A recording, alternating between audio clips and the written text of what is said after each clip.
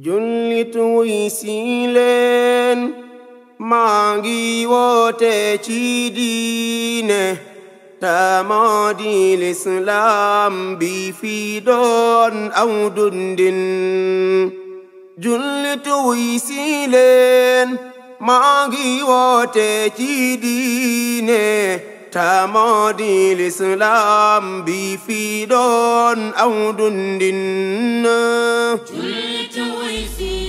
Après les obligations qu'il nous a faites.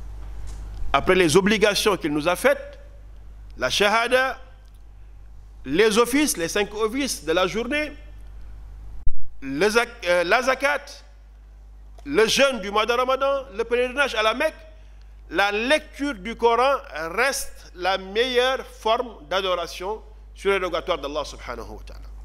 Et qui peut des fois être une forme obligatoire comme elle l'est dans la prière.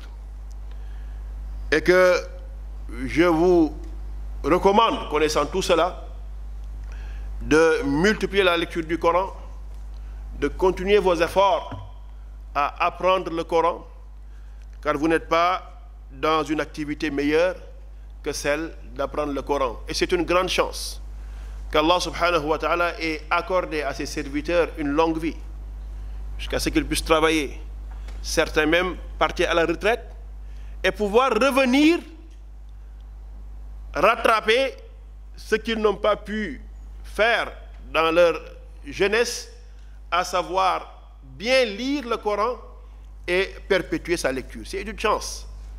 Car comme nous le savons, Allah subhanahu wa ta'ala décide de ce qu'il honorera le jour de la résurrection.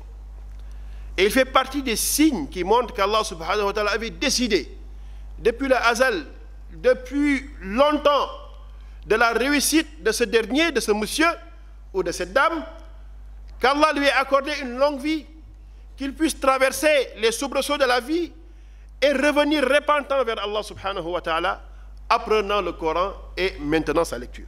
Ça, c'est une chance, c'est un signal, ou c'est en tout cas une marque qu'Allah subhanahu wa ta'ala donne ou fait sur celui-là qu'il veut honorer, lui Jalla wa ala. Ça, c'est sa décision exclusive et c'est lui seul qui en décide. Alors, pour en venir au second sujet, on nous a demandé aussi de nous entretenir avec vous sur la place de la femme dans l'islam. Alors, j'avais pensé que c'est dû à la coïncidence de ce jour avec le 8 mars, mais en regardant l'audience et la présence dans cette salle, je comprends aussi qu'il y a notre intérêt à parler de la place de la femme dans l'islam, vu que le nombre de femmes présents ici est beaucoup plus important que le nombre d'hommes. Alors, la place de la femme dans l'islam, c'est un sujet dont on mesure bien à la fois l'intérêt et la difficulté.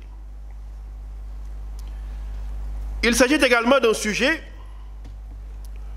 dont il n'est pas besoin de souligner combien il se trouve au centre des débats, des nombreux débats, de préoccupations, voire même d'obsessions dans les milieux intellectuels occidentaux comme dans le monde musulman. La place de la femme dans l'islam, c'est aussi la place de la femme dans nos sociétés. C'est l'image que nous nous faisons de nos sociétés. Car comme nous le savons, la femme est la mère de la société. La femme, c'est l'épouse. La femme, c'est la maman. La femme, c'est la fille. Donc parler de la place de la femme dans l'islam, c'est parler de la place de la femme dans nos sociétés. Dès lors, nous comprenons l'intérêt de cette réflexion en ces temps. En ces temps où certains groupes de pression et idéologies tentent de faire prévaloir des théories ou des lois qui remettent en question les fondements même de nos sociétés et nos valeurs culturelles et religieuses les plus fondamentales. L'intérêt de ces remarques que nous recevons de communautés souvent extra-musulmanes, nous le comprenons. Nous le comprenons au regard de tout ce qui peut être dit ou écrit sur l'islam et la femme. Nous en avons beaucoup lu, nous en avons beaucoup entendu dire. Alors que c'est un sujet qui mérite attention, réflexion et compréhension avant de s'y hasarder ou de s'y prononcer. Et que donc le thème d'aujourd'hui revêt une importance capitale. Parmi les facteurs d'incompréhension entre le monde musulman et l'Occident figure la condition de la femme, qui est une source, comme nous le savons, de quiproquos, de polémiques, d'incompréhension, d'accusations, qu'il faudrait savoir dégager s'il y a possibilité, ou répondre de manière scientifique et intellectuelle si nous disposons des preuves. Aux yeux de certains, l'islam serait la religion qui opprime la femme. La femme dans l'islam vivrait en marge de la société, vivrait dans une situation d'infériorité, dominée par l'homme, empêchée par l'homme d'évoluer. Cela donne à penser et incite à réfléchir abondamment pour trouver les meilleures réponses, sans passion, sans subjectivité, en toute objectivité à ces interpellations que l'on fait à l'islam matin et soir. Donc notre objectif à travers cette communication sera non seulement de réfuter les fausses idées véhiculées sur l'islam, mais aussi de condamner, et il en existe, les dérives extrémistes de ceux qui donnent, de par une fausse interprétation, un contenu inexact de ce qu'est réellement l'islam. Que dit exactement l'islam au sujet de la femme? Il est clair qu'il existe un grand décalage entre, d'une part, les clichés et les idées reçues, et d'autre part, la doctrine véritable de l'islam. Car cette doctrine, comme nous l'avons déjà dit parlant du Coran, ne découle pas des interprétations des hommes, mais découle de la bonne lecture et de la bonne interprétation du Coran et de la sunna du prophète Muhammad sallallahu alayhi wa sallam. Il suffit de lire le Coran pour être convaincu que le livre saint de l'islam a représenté un progrès immense pour la condition féminine. Il faut répéter que l'islam a donné à la femme un statut qui la respecte et l'honore, tant sur le plan spirituel que sur le plan social. Sur le plan social, je commencerai d'abord par le plan spirituel. L'islam a affirmé l'égalité spirituelle entre l'homme et la femme. Le verset 35 de la sourate 33 nous en dit beaucoup. Lorsqu'Allah parle des obligations religieuses, parle des droits ou des devoirs spirituels, il parle des hommes comme il parle des femmes. Innal muslimina wal muslimati wal mu'minina wal mu'minati, jusqu'à la fin du verset. À chaque fois qu'il parle des hommes, il parle des femmes, car il s'agit là de devoirs spirituels pour lesquels les hommes sont égaux aux femmes.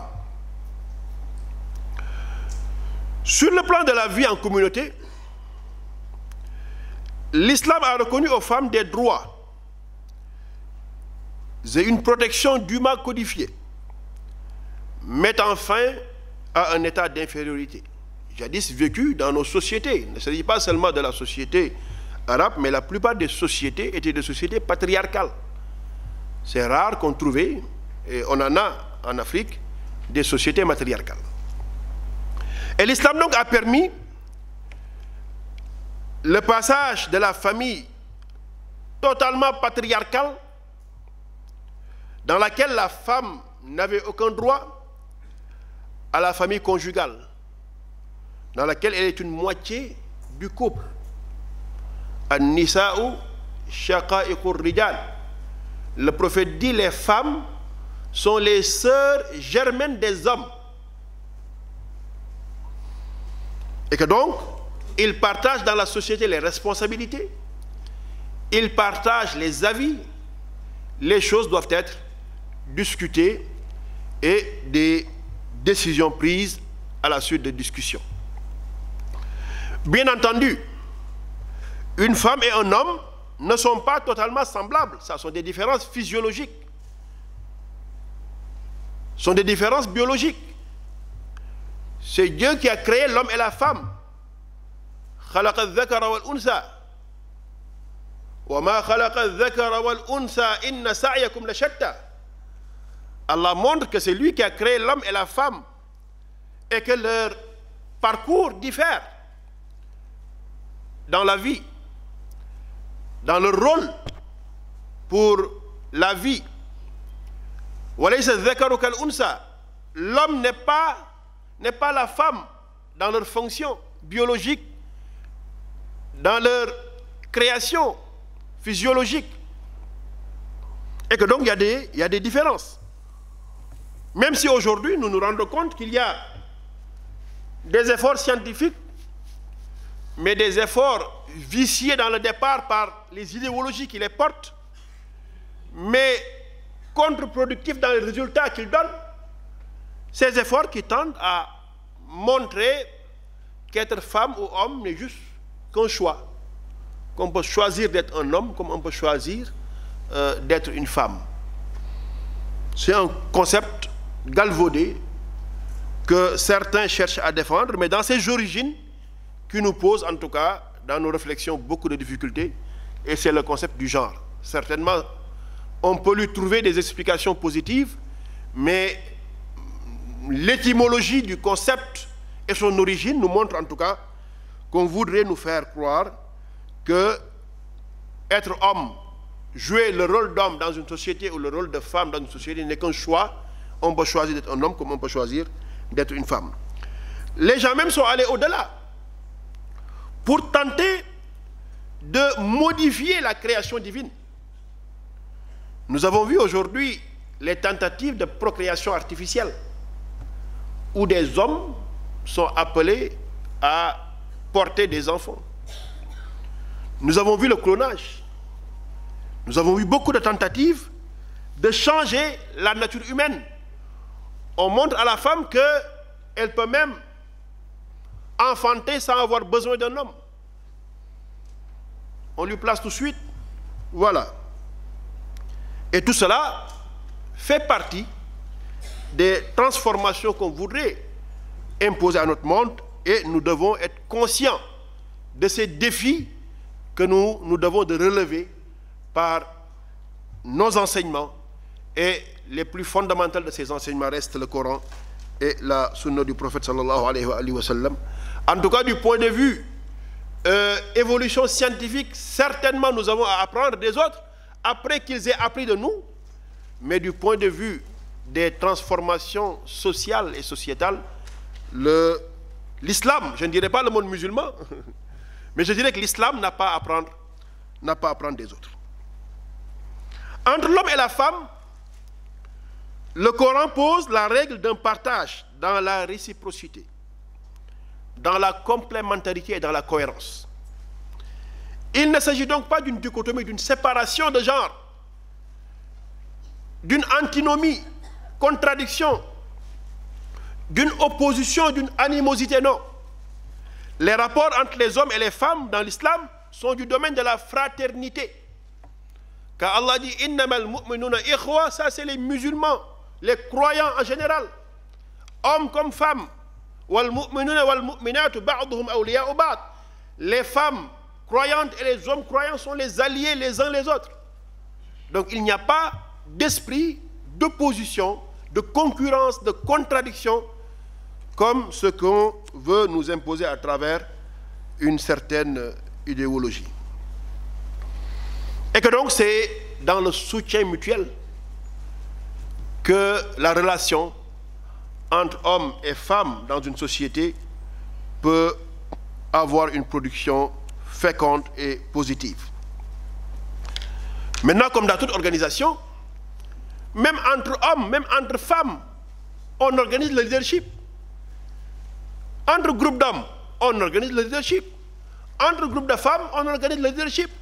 Entre un homme et une femme dans une concession, l'islam organise le leadership. Mais vous allez voir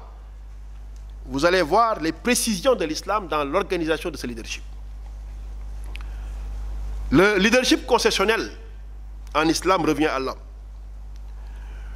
Mais l'expression coranique utilisée renvoie plus vers un leadership visionnaire, vers un leadership collaboratif, vers un leadership participatif, plutôt qu'un leadership directif et coercitif.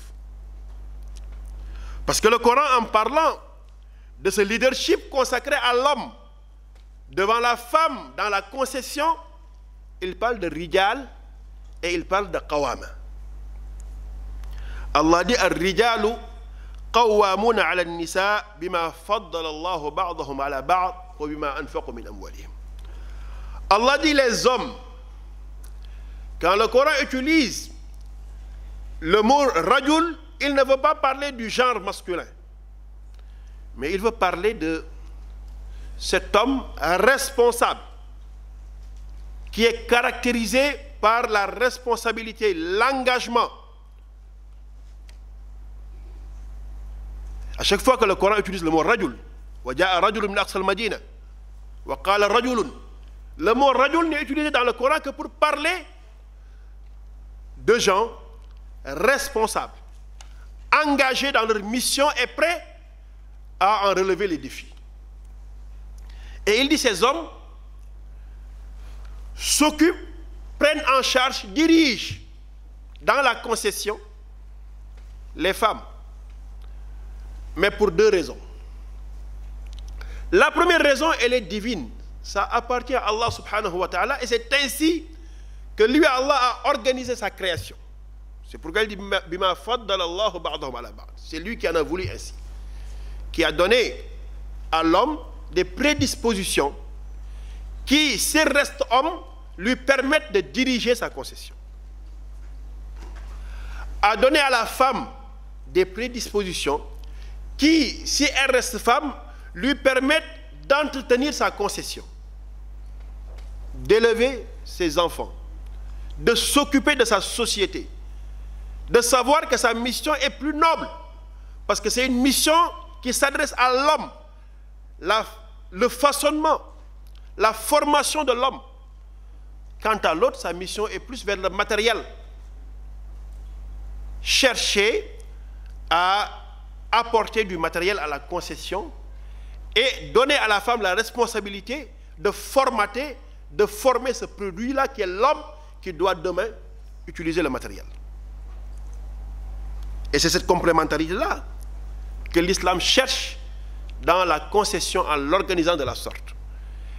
Et si l'organisation est chamboulée, c'est ce que nous voyons aujourd'hui, c'est à la réalité à laquelle nous assistons aujourd'hui que nous continuerons à voir et à percevoir dans nos sociétés.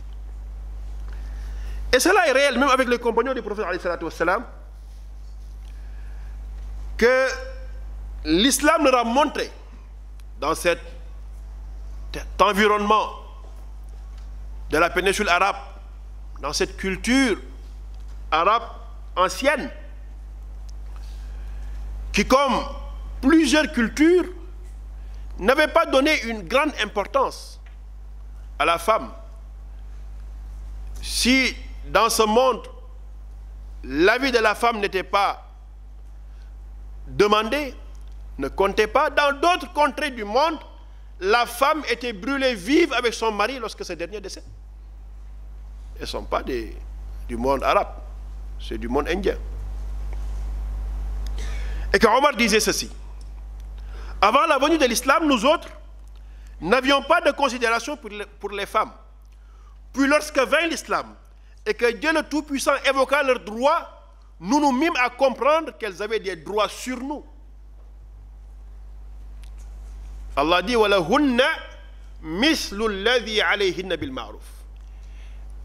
Il leur incombe, les femmes, il leur incombe en droit ce qu'elles sont en droit d'attendre en devoir, ou il les incombe en devoir ce qu'elles sont en droit d'attendre en droit venant de leur mari.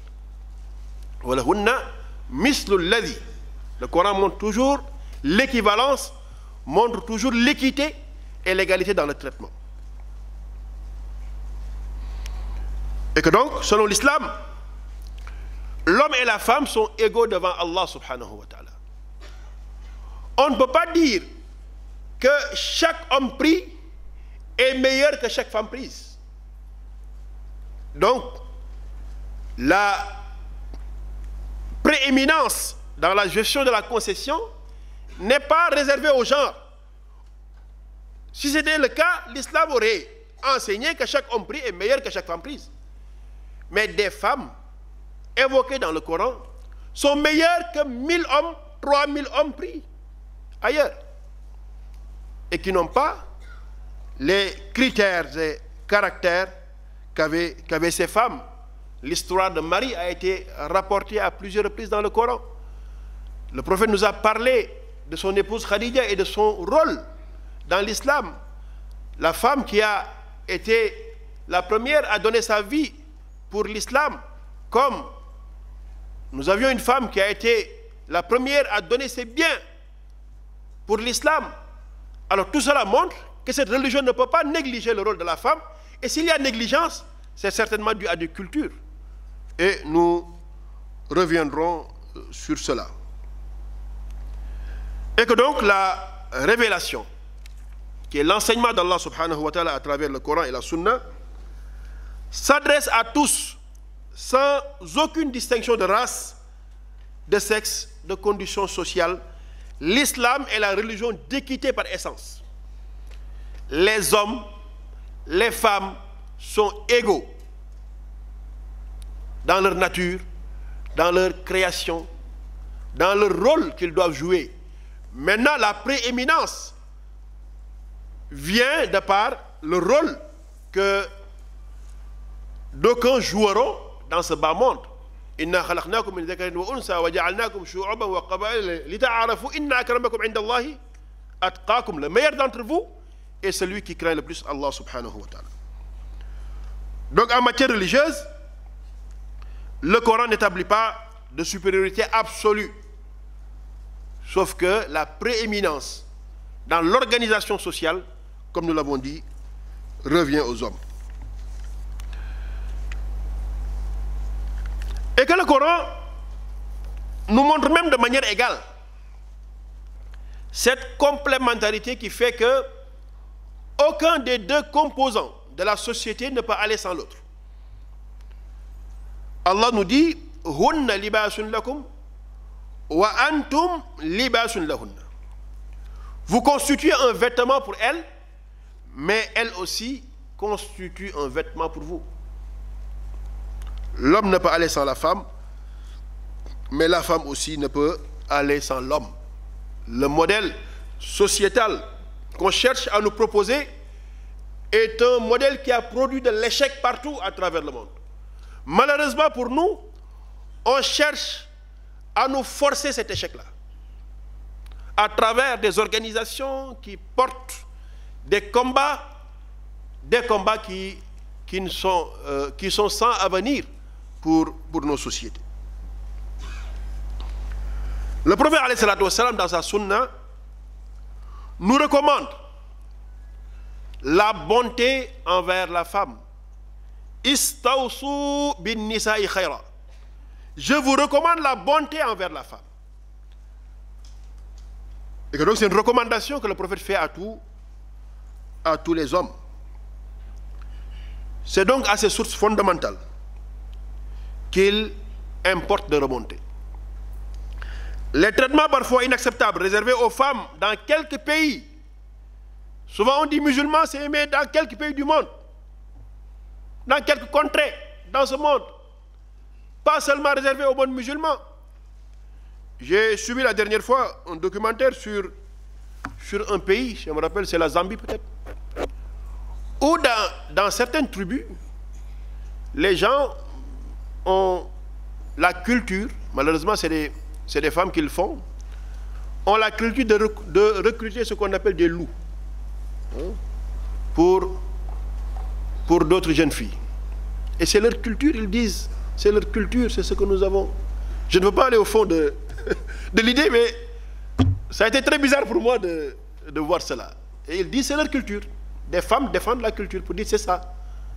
Avant de donner la jeune fille au mariage, on lui présente un loup et voilà. Et nous-mêmes, nous payons. Pour dire que c'est des cultures. Alors qui ne respectent pas ou qui déshonorent même la femme et qui ne sont pas forcément liés à l'islam. Ces gens-là ne connaissent pas l'islam.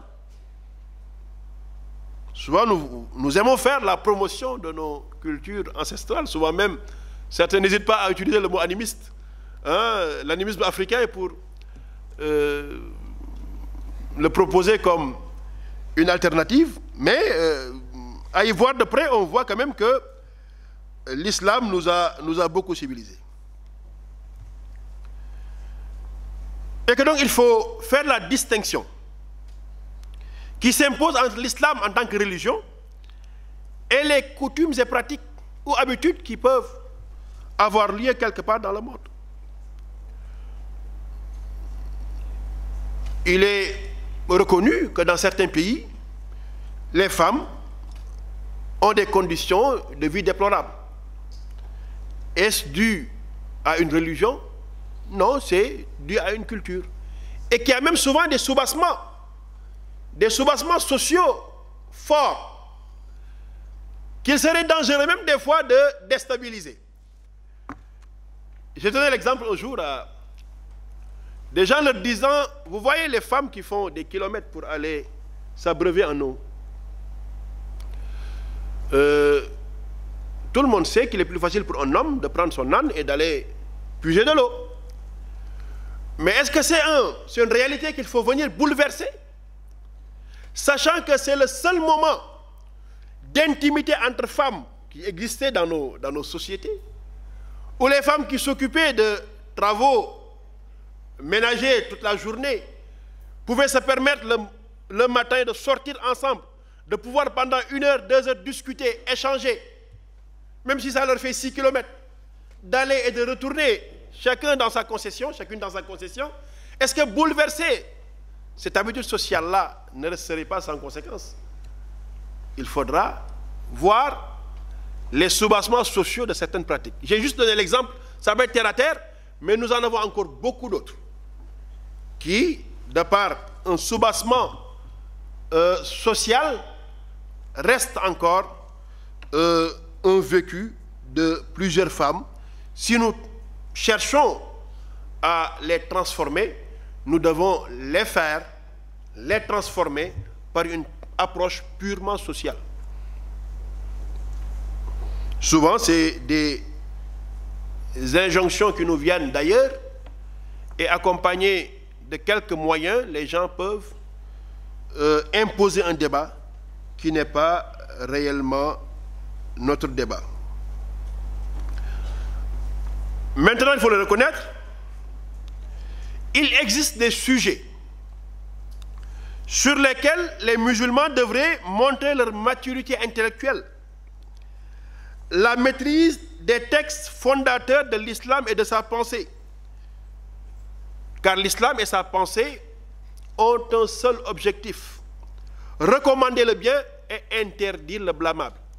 Yuhillu lakum at-tayyibat wa yuharrimu alaykum al-khaba'ith.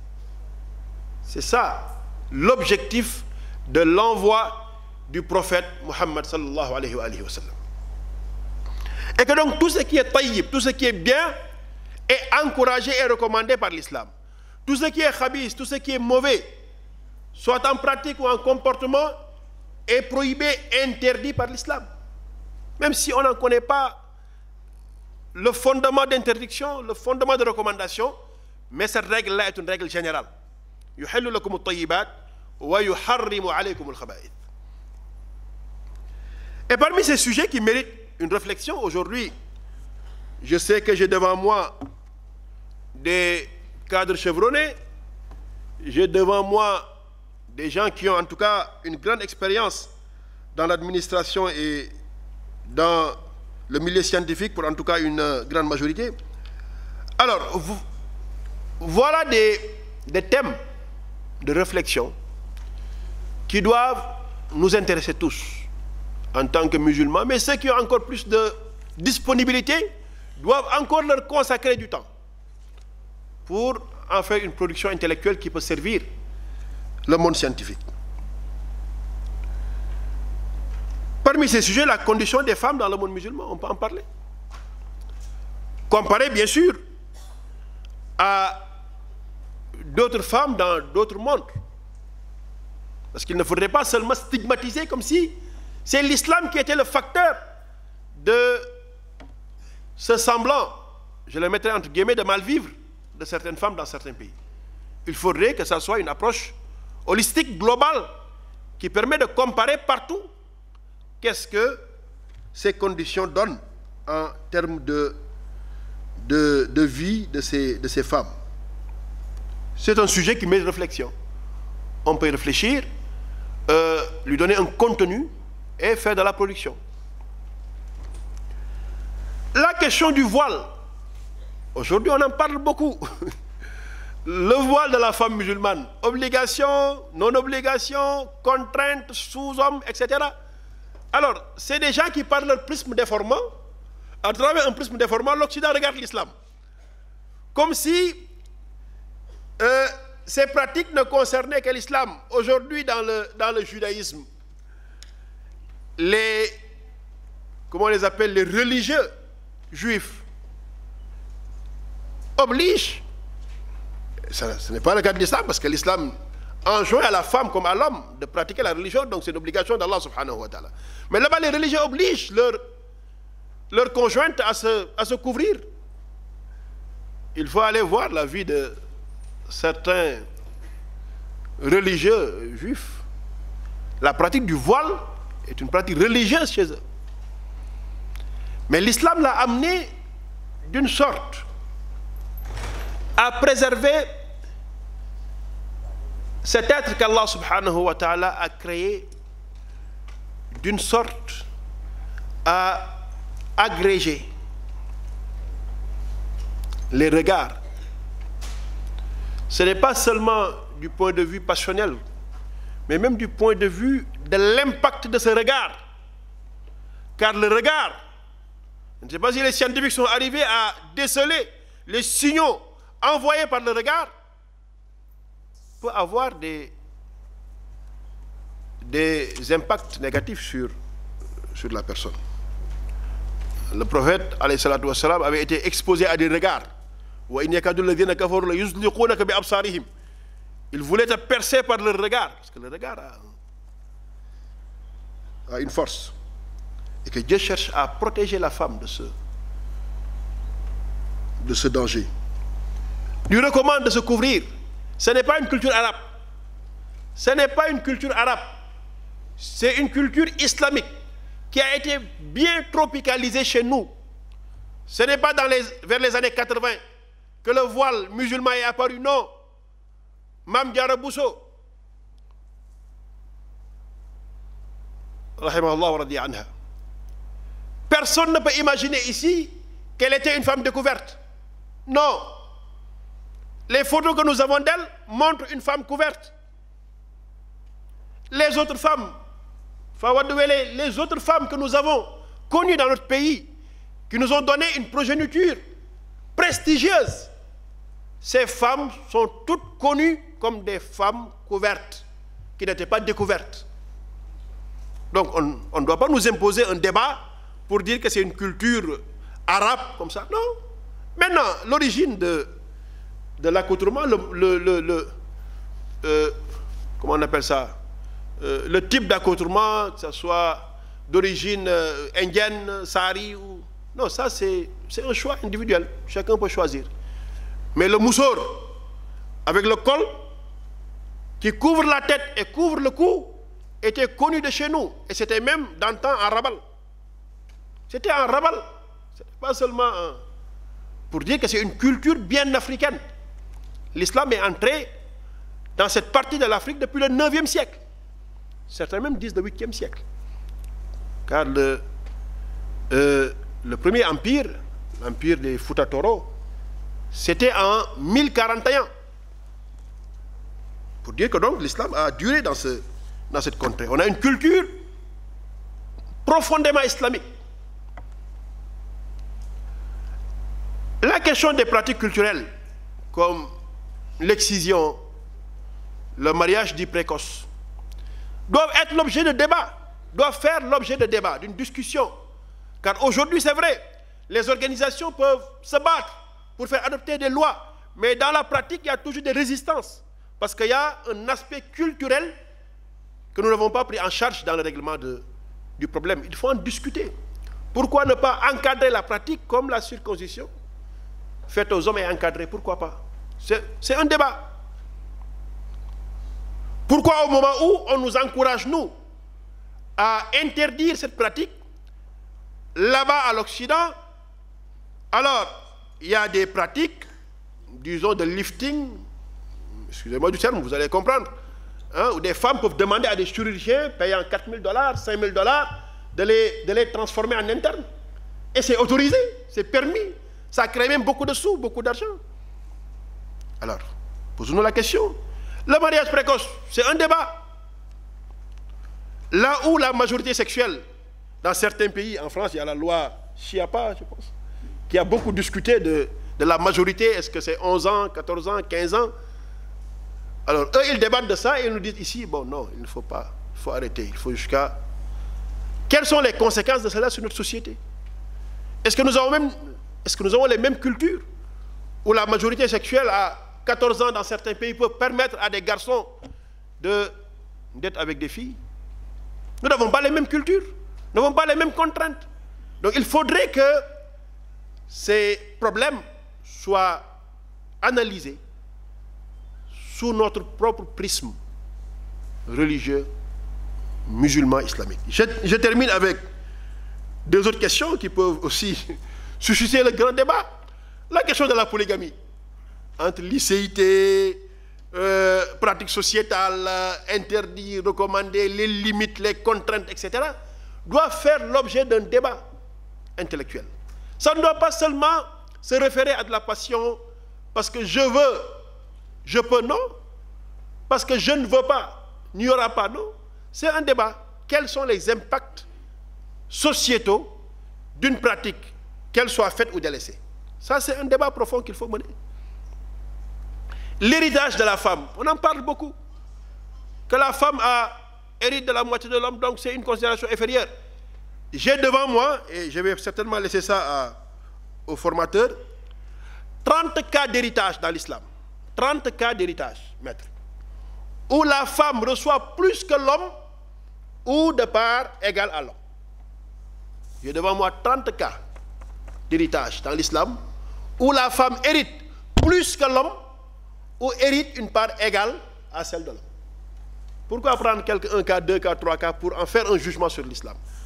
Pour dire, chères sœurs, chers frères en islam, que nous pouvons apprendre beaucoup des autres, car on est au rendez-vous du donner et du recevoir. On ne peut pas nous enfermer dans notre îlot de connaissances ou de compétences, de pouvoir. Nous avons beaucoup à apprendre des autres, mais nous avons aussi à donner aux autres. Si les autres peuvent nous donner leur avancée technologique, leur découverte scientifique sur plusieurs questions qui intéressent la vie de l'homme, nous avons nous aussi une organisation sociétale et sociale à leur proposer. Il ne faudrait pas que nous soyons les êtres faibles de ce monde pour accepter tout ce qui nous vient des autres. Nous avons à apprendre d'eux, mais ils ont eux aussi à apprendre de nous. Qu'Allah nous accorde en tout cas une bonne compréhension de notre religion. Et si nous en avons une bonne compréhension, nous saurons qu'il s'agit d'une marchandise, d'une offre prestigieuse que nous devons faire au monde. Nous nous excusons si nous n'avons pas pu développer tout ce que nous avons préparé. Et prions Allah subhanahu wa ta'ala que cela soit complété par des interventions des éminences que vous êtes, particulièrement Maître Massokhna qui est à côté de moi. Wassalamu alaikum wa rahmatullahi wa barakatuh. Merci.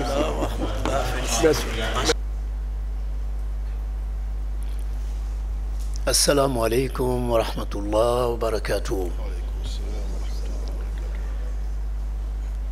Je voudrais saluer toute la communauté musulmane du Sifod ici présente et rendre grâce à Dieu subhanahu wa ta'ala et prier sur le prophète sallallahu alayhi wa sallam. Je voudrais d'abord, avant de commencer, féliciter Imam Ismaël Ndiaye,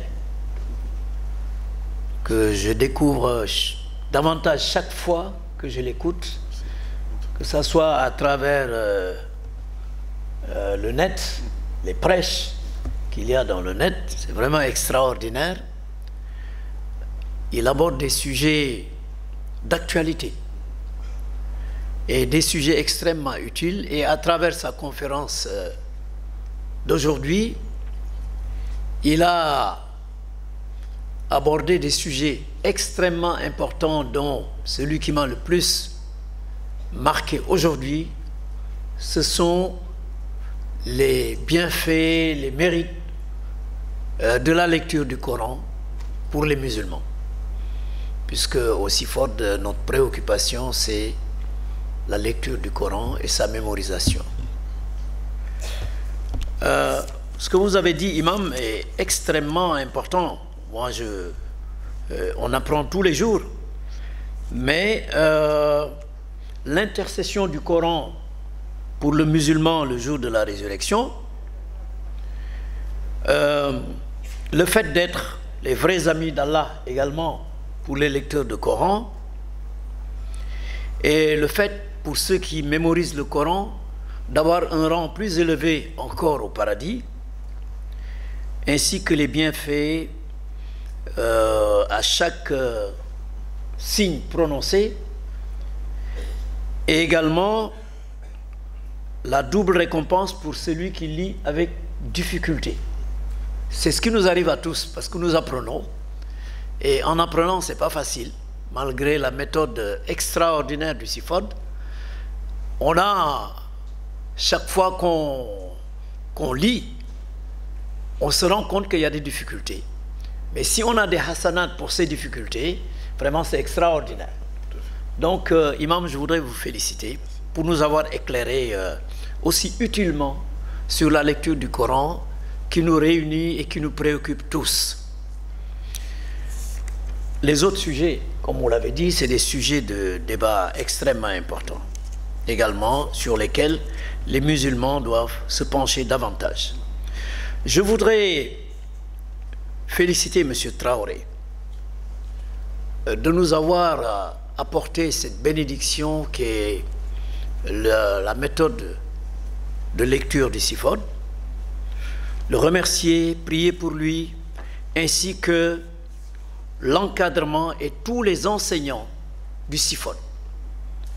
Et comme l'a fait quelqu'un dès le début, je voudrais avoir une pensée pieuse pour Oustaz Aboubakar Kamara, qui nous a quittés brutalement par la volonté du Tout-Puissant, et que nous n'oublierons jamais. J'étais en train de regarder tout à l'heure une de ses vidéos, et vraiment c'est un garçon extraordinaire qui est parti à la fleur de l'âge et à la mémoire de qui nous élevons les plus grandes prières. Je ferai une mention spéciale pour Oustaz Oumar Ndiaye, qui se dévoue corps et âme tous les jours. C'est extraordinaire comment il peut tenir. En tout cas, nous l'observons et nous sommes des adultes. Si je le dis, je pense que tout le monde doit penser la même chose que moi.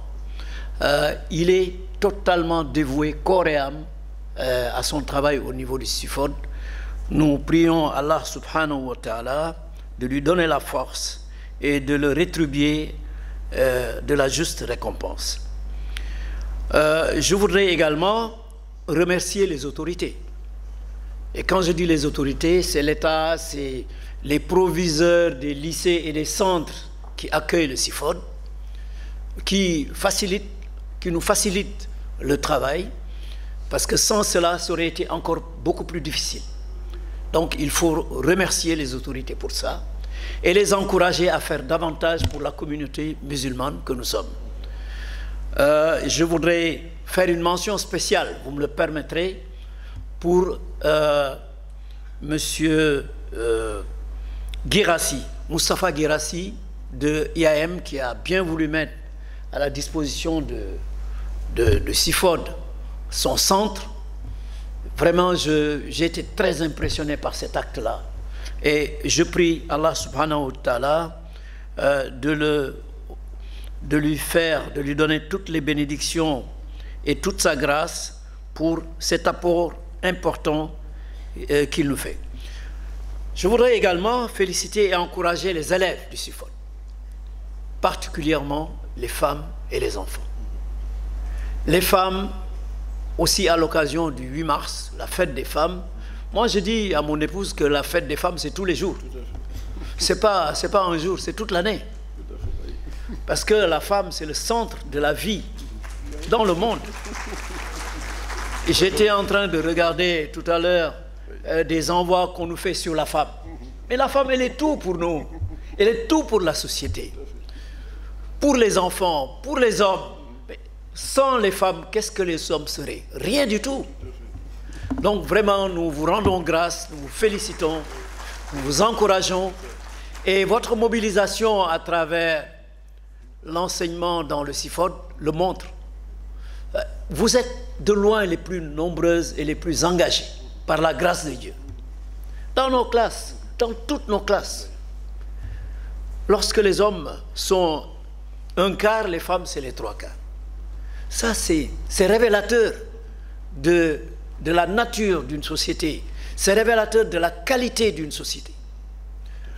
Le fait que les femmes aient cet engouement vers l'islam, vers la lecture du Coran. Moi, c'est mon épouse qui m'a inscrit au SIFOD. Je n'ai pas honte de le dire. Et elle est en avance sur moi d'une classe. Donc, vraiment, vous féliciter et inviter tous les membres du SIFOD à prendre conscience de ce que nous sommes, c'est-à-dire la communauté du SIFOD. C'est pour moi, pour ne pas dire la plus riche, c'est l'une des communautés les plus riches et les plus nobles de ce pays. La communauté musulmane du SIFOD. Les plus riches et les plus nobles. Des plus riches, parce que riches de la diversité et de la qualité des apprenants. La diversité et la qualité des apprenants. La noblesse des objectifs que nous avons, c'est-à-dire parvenir à lire correctement le Coran, à le pratiquer, à connaître les règles de tajwid, à connaître le fiqh, à mémoriser le Coran. Vous avez vu ce que l'imam a dit sur la mémorisation. C'est une qualité de plus, c'est un apport de plus pour les bénédictions. Donc je dis que notre communauté est riche de ses objectifs et riche aussi de ses formateurs. Nous avons des formateurs extraordinaires, d'une disponibilité, d'une politesse, d'une cordialité, d'une ouverture extraordinaire, et nous prions Allah subhanahu wa ta'ala d'en faire les piliers de notre société, de répandre sa grâce et ses bénédictions sur eux et sur leur famille. Nous ne pouvons pas vous payer, seul Allah peut vous payer pour nous. Je disais donc que nous avons une communauté très riche. Mais permettez-moi de saluer aussi la présence de la délégation malienne du CIFOD, ici présents, qui sont venus nous voir participer à notre fête et échanger avec nous. Nous devons savoir que le CIFOD du Mali existe depuis fin 2010, début 2011. Donc ils sont en avance sur nous, ils sont en avance sur tout le monde. Ils en sont, sauf erreur de ma part, à la 26e session et ils ont formé plus de 3000 élèves. Donc je voudrais les saluer, leur souhaiter la bienvenue et leur dire que nous suivrons certainement votre exemple parce qu'il y a le CIFOD au Burkina, il y a le CIFOD au Niger, il y a le CIFOD en Côte d'Ivoire, il y a le CIFOD également au Niger, je l'ai dit, en Guinée également et au Mali. Et semble-t-il, le Mali est en avance sur nous. Est-ce que nous allons continuer à rester derrière? Je ne le pense pas. Je ne le pense pas. Je disais que nous avons une communauté très riche, riche de sa diversité, riche de ses personnes ressources. Et c'est pourquoi je dis que nous devons mettre ensemble ces richesses-là. Parmi nous, il y a des agrégés en médecine, des agrégés en toute matière, des médecins agrégés, des hauts magistrats, des hauts cadres, des experts, quelques avocats, hein, de toute nature. Donc ces forces-là, ces richesses-là, il faut les capitaliser. Et pour les capitaliser, si nous les capitalisons, ça nous permettra de participer à améliorer le niveau et la qualité de la formation au CIFOD, parce que nous allons participer à l'environnement, à améliorer l'environnement de la formation. Vous avez vu dans certaines écoles les difficultés qu'il y a, les difficultés matérielles. Vous avez vu les tables bancs, comment c'est difficile. Tout cela, nous pensons que nous pouvons participer à améliorer cet environnement et également participer à améliorer le cadre, la qualité et le niveau de la formation en participant à l'élaboration des programmes et des contenus des enseignements. Je pense que cela est indispensable. Il faut que nous y travaillions et pour cela, je propose qu'on mette en place une organisation. Il y en a au Mali, on va s'inspirer certainement de ce qui est fait au Mali, de ce qui est fait en Côte d'Ivoire aussi. En Côte d'Ivoire, ils ont formé déjà plus de 8000 apprenants. Donc, si vous voyez dans le net, vous verrez que, bon, ici à Dakar, je sais qu'on est assez avancé, puisque nous sommes à la 15e session, on est loin derrière le Mali. Mais nous vous donnons rendez-vous l'année prochaine, Inch'Allah. Je crois que je ne dis pas que nous serons devant, mais nous serons côte à côte, Inch'Allah. Je voudrais donc proposer la mise en place d'une organisation. Et pour ça, je pense que nous pouvons mettre en place un comité d'initiative. Et les volontaires pour participer à ce comité d'initiative sont les bienvenus. Nous allons prendre les profils. Nous sommes sûrs que la réflexion qui naîtra et les propositions qui naîtront de ce comité d'initiative permettront certainement de participer, comme je l'ai dit, à l'amélioration aussi bien de l'environnement de l'enseignement, de la qualité des enseignements et de la qualité des contenus des formations. Voilà ce que je voudrais vous dire et vous souhaiter vraiment une bonne journée et prier Allah subhanahu wa ta'ala qui répande dans notre pays ses bénédictions, sa grâce, qu'il nous épargne de cette maladie qui est annoncée partout dans le monde, qui est une épreuve pour le monde, et nous souhaitons que nos pays qui n'ont pas les moyens de lutter contre ces maladies-là, que Dieu nous préserve de ce fléau. Amin. Assalamu alaikum wa rahmatullah.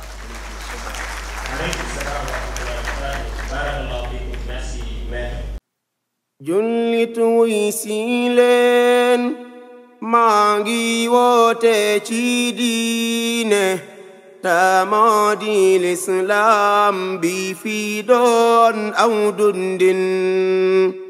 Jullitu isilen mangi wote chidine tamadi l'Islam bi fi don awdundin.